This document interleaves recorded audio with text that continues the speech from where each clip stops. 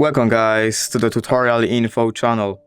In front of me is VIVO Y17S, and in this video I am going to show you how to link Google Assistant to the power button on this device.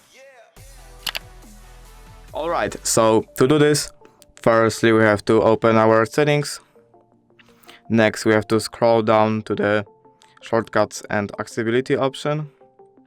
And right here we have to click on the press and hold power button option.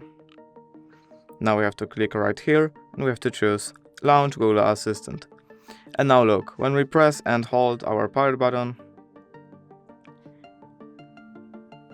here is our Google Assistant. And basically that's it. If you did enjoy this video, leave a like and subscribe. Thank you guys for watching. Bye!